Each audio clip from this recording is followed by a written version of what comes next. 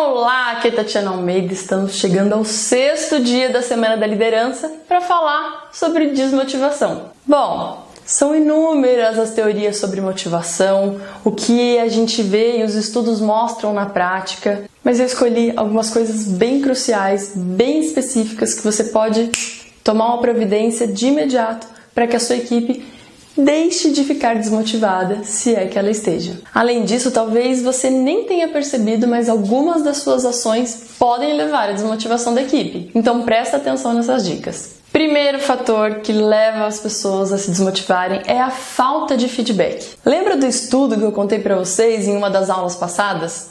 Sobre o feedback positivo, a crítica e quando aquelas crianças eram ignoradas e quem teve o desempenho melhor? Não sei se você lembra, mas as pessoas que conseguiram um desempenho maior foram aquelas que foram elogiadas. Em segundo lugar, que também aumentaram o desempenho, foram as criticadas. E as que menos aumentaram o seu desempenho foram aquelas que foram ignoradas. Ou seja, elas não receberam nem feedback positivo nem negativo.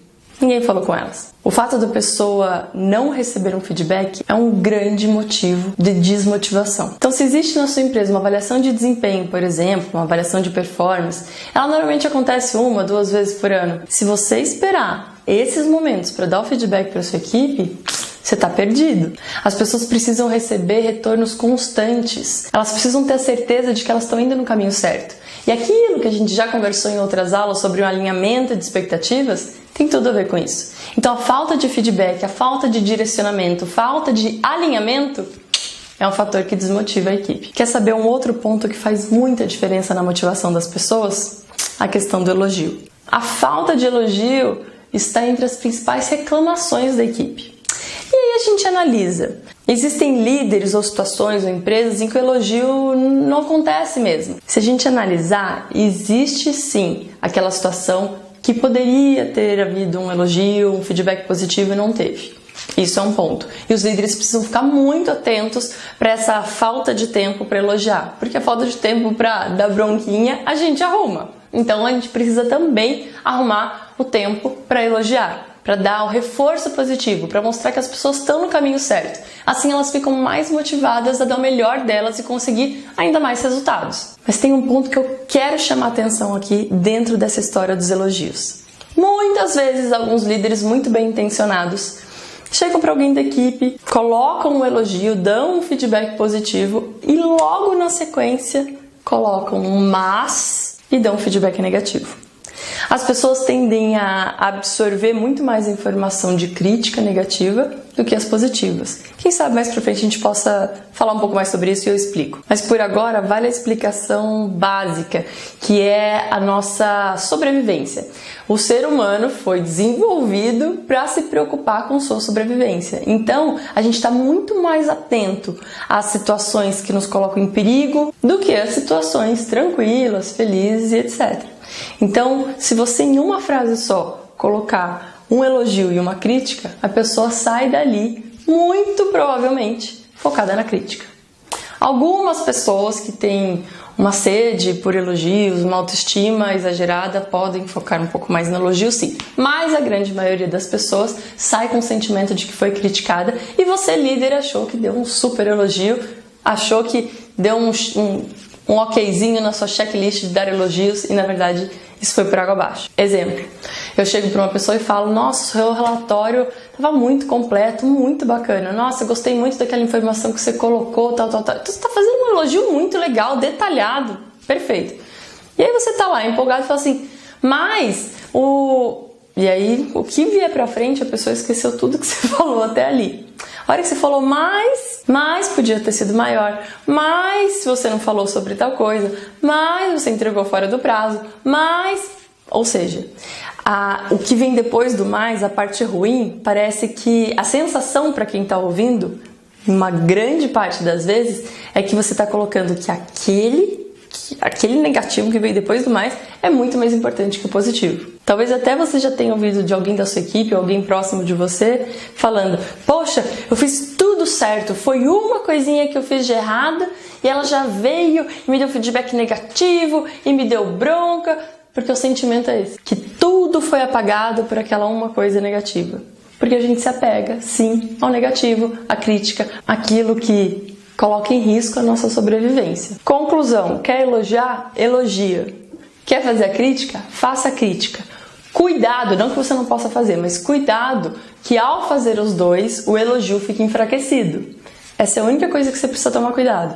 E como você precisa dar vários elogios para que a pessoa entenda que você está elogiando ela, ou que você tem um feedback positivo, esse reforço positivo, esse balanço não pode ser 1 para 1. Explico. Talvez em outro momento também a gente possa falar um pouco mais sobre isso, sobre o estudo das emoções positivas, mas o que vale agora é você saber que para que um relacionamento seja considerado positivo, você precisa ter 3 emoções positivas para uma negativa.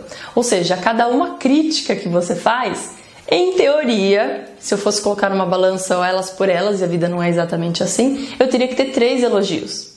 A questão é, eu preciso desenvolver 3 emoções positivas para uma negativa. Então, quando acontece de eu chegar e fazer um elogio e uma crítica na mesma frase, a balança fica negativa. Esses estudos mostram que são necessários 3 emoções positivas para uma negativa. Isso vem da psicologia positiva. Então, cuidado e seja consciente com a sua comunicação. Outro ponto importante são as comparações. Que infelicidade a gente comete às vezes de comparar as pessoas. As pessoas querem ser únicas, especiais, e a gente, enquanto líder, faz a besteira de compará-las. Quer um exemplo? Poxa, seu relatório tá tão bom, mas se você colocasse aquela planilha igual a Mariazinha faz, pô, ia ficar muito melhor. Essa resposta não está boa. Você tem que responder como a Kátia responde, uma resposta completa. Dá uma olhada no trabalho da Kátia.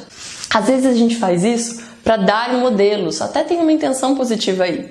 Mas o tiro sai pela culatra, porque as pessoas não gostam de ser comparadas. Eu mesma já errei muito com isso, às vezes ainda escapa, mas é uma situação que não vale a pena. Se você precisa falar que esse relatório precisa ser mais completo, diga isso e não diga faça igual a fulaninha. Que é outro ponto que desmotiva as pessoas, é quebrar a confiança delas. Se alguém vem para você em sigilo e coloca alguma informação importante e você diz que não vai sair dali e essa informação vaza, você quebrou a confiança. E quebrar a confiança é uma das piores coisas para um relacionamento. E, por consequência, no caso de um líder liderado, a gente tem um grande fator de desmotivação. Mas não é só isso, tem outras coisas que a gente faz que a gente também quebra a confiança das pessoas. Prometer coisas e não cumprir, não ser o exemplo que a gente cobra delas. Enfim, tem inúmeros fatores, você pode pensar aí o que você faz ou deixa de fazer que pode comprometer a credibilidade, a confiança que a sua equipe tem em você. Outro fator de desmotivação: falta de congruência entre discurso e prática do líder. Do que eu estou falando? De ser exemplo. Nós precisamos ser exemplos daquilo que a gente cobra da equipe. Não adianta a gente pedir controle emocional se a gente sai gritando com todo mundo. Não adianta a gente cobrar pontualidade se a gente é o último a chegar na reunião. Então fica atento ao que você faz ou deixa de fazer que pode vir a quebrar a confiança das pessoas. Já falamos sobre a credibilidade do líder, mas outra coisa que também faz muita diferença na motivação das pessoas é a confiança que você deposita nela. Se a pessoa se sente importante e acha que o líder confia nela, esse é um fator motivacional. Mas do contrário, se a pessoa sente que existe uma desconfiança, que o trabalho é monitorado muito no detalhe, se o discurso dela não está sendo acreditado, isso é um fator de desmotivação grande. Então você precisa tomar um cuidado para saber se isso está acontecendo de forma intencional ou não. Então você precisa tomar cuidado para qual percepção as pessoas estão tendo da confiança que você tem nelas. Quer saber outra coisa que desmotiva as pessoas? Dar responsabilidades, empoderar as pessoas e depois tirar o poder de decisão delas. Então você chega para alguém e fala: pessoal, resolve isso. Vocês têm carta branca, vai lá, toca esse projeto, resolve esse problema, enfim. E aí a pessoa faz uma coisa que não era bem aquilo que você queria, ou você fica impaciente, quer atuar, quer centralizar, enfim, de alguma forma você chega, corta o poder da pessoa, assume o controle, passa por cima e toma suas próprias decisões. Ou seja, a pessoa se sente totalmente desmotivada. Além de você mostrar que você não está confiando no trabalho dela, ela gastou tempo, se dedicou a alguma coisa que teve uma decepção, uma frustração totalmente desnecessária. Outra coisa simples que desmotiva muito as pessoas. Simples, porém não tão fácil de ser executada. Falta de informação. As pessoas precisam fazer um projeto, precisam resolver um problema, precisam fazer uma atividade e elas não têm todas as informações na mão porque de alguma forma o líder não passou, o líder não disponibilizou isso. E a pessoa se sente, então, impotente e insegura de finalizar aquela tarefa, porque ela não tem todas as informações. Então ela pode estar pisando em falso, ela pode estar fazendo uma coisa que não faz sentido com o que a empresa quer.